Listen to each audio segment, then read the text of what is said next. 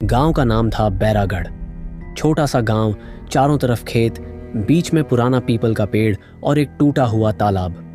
यहां शाम होते ही लोग अपने अपने घरों में घुस जाते थे, खासकर शाम ठीक 7 बजे। गांव के बुजुर्ग कहते थे, 7 बजते ही दरवाज़ा बंद कर लेना, बाहर मत देखना। लेकिन कोई नहीं बताता था क्यों। मैं शहर से पढ़ाई छोड़कर कुछ महीनों के लिए अपने मामा के गांव बैरागढ़ आया था। पहले ही दिन मुझे ये बात अजीब लगी। घड़ी में 6:55 होते ही पूरा गांव जैसे भागने लगता। दुकानें बंद, सड़क खाली, बच्चे चुप। मैंने मामा से पूछा, इतनी जल्दी सब क्यों बंद कर देते हैं? मामा ने सिर्फ इतना कहा, बस 7 बजे बाहर मत रहना। उस रात मैं छत पर बैठा था। घड़ी में 6:59 हुआ। पूरा गांव बिल्कुल शांत। ठीक 7 बजे गांव के बाहर कच्चे रास्ते से पायल की आवाज़ आई, धीमी लेकिन साफ। मैंने नीचे झांका। एक औरत गांव में घुस रही थी। लंबे खुले बाल, फटी हुई सफ़ेद साड़ी, पांव ज़मीन को छू ही नहीं रहे थे। उसका चेहरा झुका हुआ था। वो सीधे गांव की मुख्य गली में चली गई। मेरा दिल तेज़ धड़कने लगा। मैं नीचे उतर आया और दरवाज़ा बंद कर लिया। अगली सुबह मैंने गांव वालों से पूछा। कोई कुछ नहीं बोला। बस एक बूढ़ी दादी ने कहा, अगर वो तुझे दिख गई है तो अब वो तुझे भी देखेगी।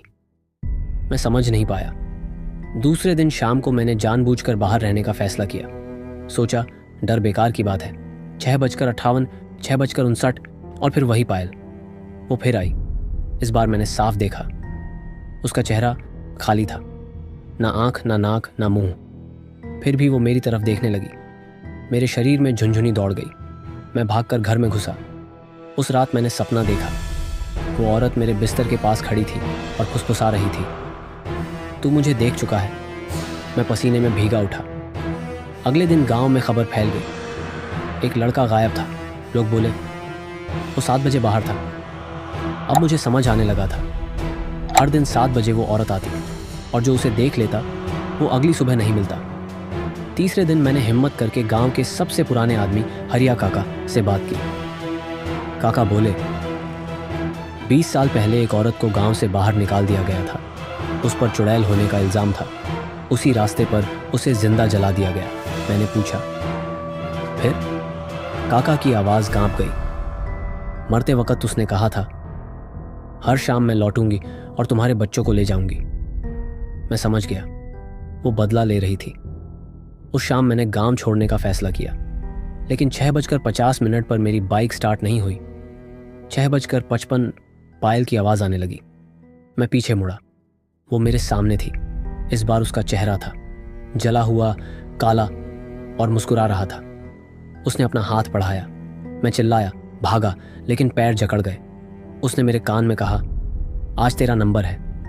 अचानक गांव के मंदिर की घंटी बजने लगी। हरिया काका दौड़ते आए और मेरे ऊपर गंगा जल फेंका। वो औरत चीखी और धुएं में बदल गई। उस दिन के बाद मैं गांव छोड़ आया। लेकिन आज भी शाम ठीक 7 बजे अगर मैं अकेला होता हूँ तो पायल की आवाज़ सुनाई देती है और मुझे लगता है वो अभी भी मुझे ढूंढ रही है।